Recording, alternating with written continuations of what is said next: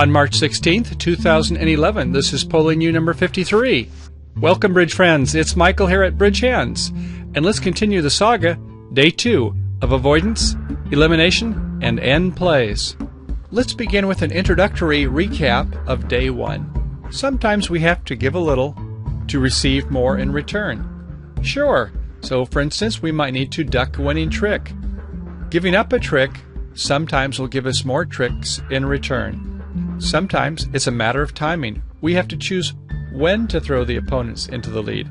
Oftentimes, it's later on in the play of the hand, when we can position some of the side suits so that we can gain by finessing, or perhaps a ruff and a sluff.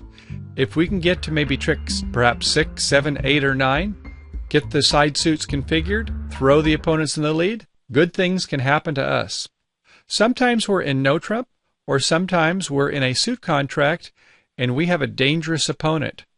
We have to be careful not to let the dangerous opponent into the lead. Let's say we're in a suit contract and we have an unguarded honor in our hand. Our left-hand opponent has the tennesses behind us. In this case, we wouldn't want the right-hand opponent to get in the lead. They would play through our unguarded suit and perhaps be able to set us. So the dangerous player is not necessarily the player with all of the honors. It could be that player's partner. Let's begin with a review of some of the techniques we use to get extra tricks. Suit promotion.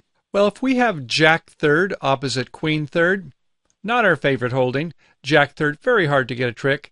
And opposite Queen third, well, they're split honors. We'd like our honors working in the same hand. When they're split like this, and their secondary honors, a Jack and a Queen, is only a 49% chance to get one trick at all. How can we improve those? Well, if we can make the opponents lead into this hand, we're guaranteed to get a trick. We'll play low from one hand, they'll have to go high or we'll win it.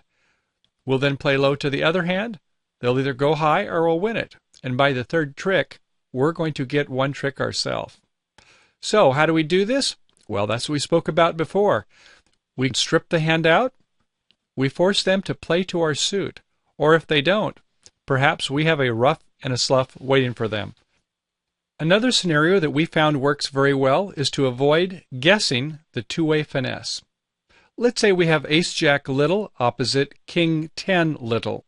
Well, we have to guess where the Queen is. Now, if you're immortal, you maybe know where the Queen is all the time. Or if the opponents don't chest their cards, well, we're not supposed to look. Sometimes they will expose them. But assuming they don't, we have a 50-50 chance to guess where the Queen is, whether it's in the right or the left hand. How do we get up to 100%? Here again, if we can get the opponents to lead the suit using the techniques we spoke about, we can bring our odds up to 100%. Very good. Well, how about the repeated finesse? Yes, that's always one of our favorites. When we have a hand such as Ace, Jack, 10, opposite 3 little, a great suit. We have working honors, don't we? They're all in one hand. So our chances of taking a finesse without any magic at all, end plays, elimination, avoidance plays, 76% chance. Except for when we have the King-Queen behind us, we're in great shape. Well, sometimes we don't always have the Ace, Jack, 10 in the same hand. It might be a situation where the Jack, 10 is in one hand and the ace is in the other. Now we're down to a 10% chance of getting 2 tricks. What's a person to do? You guessed it. If we can have the opponents lead this suit, it's as though we have the Ace, Jack, 10 in one hand. We'll get into a hand today where we'll see this type of a holding. So when we have a hand with a split Ace, Jack, 10, don't despair. Think about your friend, the end play. And how about the dangerous opponent? You recall that we spoke about a condition where we have an unguarded honor. Let's say that we have King and an assortment of others, and we're getting near the end of the hand. If at trick 12, we can have our left-hand opponent in the lead. Let's say they have the Ace or the Queen, or neither of those. They have to lead to the right-hand opponent. We're in good shape. We're in the catbird seat, and we're going to be able to score that King because they're going to have to lead to us. Now, so far on throw-in plays, we've been talking about where we have a 9-card suit and the opponent have 4 between them. But in some cases, we may only have an 8-card suit. We may have the Ace-King. They may have the Queen third. In this case, we may have to throw them in on a trump suit. We may have a holding on a side suit such as king third, opposite perhaps 10 third. We certainly have a concern if the left-hand opponent is going to get in and the right-hand opponent has the ace queen, maybe even the ace queen jack, or the jack is in the left hand and the ace queen is in the right hand. We're going to get pinned and lose 3 tricks possibly on the suit. The 10 may help us. Look for it today. We may be able to use our elimination play, avoidance, and end plays, or we may have to think about some different possibilities with a primary and a lowly secondary honor. Look for it today. Okay, bridge players, let's face it. We all like suit promotion. We like to ruff in the dummy. We like to get a cross ruff. We like finesses when it's the best play, no doubt about it. But sometimes we have to have a little bit of black magic. Sometimes we need to find these telltale clues when we have to employ different tactics to make an extra trick. Sometimes we have nothing else to lose by trying. We cannot use our traditional methods to make a trick.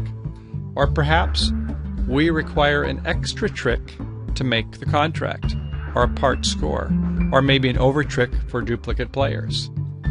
Third, we may have a dangerous opponent. Based upon the bidding and play, we have to watch out for a player that's going to play through us on our unguarded honors and score tricks that'll set us. Or perhaps we're just looking for those mirrored side suit shapes. We have plenty of points, but we can't seem to find a way to get extra tricks. We're not going to be able to get any finesses. We can't do any ruffs. We can't do any promotions. So we need to look for end plays to score that extra trick. And how about counting? Yes, counting in discards. So when we get a count on a suit based upon an opponent showing out, we can get a good read on that suit, and sometimes we can use that as a springboard to tell the distribution of the opponents in other suit. These can be clues on how we should play out the hand and when we need to have one of the opponents thrown into the lead. We hope you enjoyed part 1 of our lesson. For free premium and ultra members, we have animated video with bidding and play. Our video commentary and downloadable files are guaranteed to reinforce your understanding with at-the-table, hands-on bidding and play exercises. If you're not currently a member, you can enjoy membership privileges for under $10 for a 3-month subscription. So don't delay. Come by BridgeHands and sign up today. Okay, everyone, see you on the flip side. Bye for now.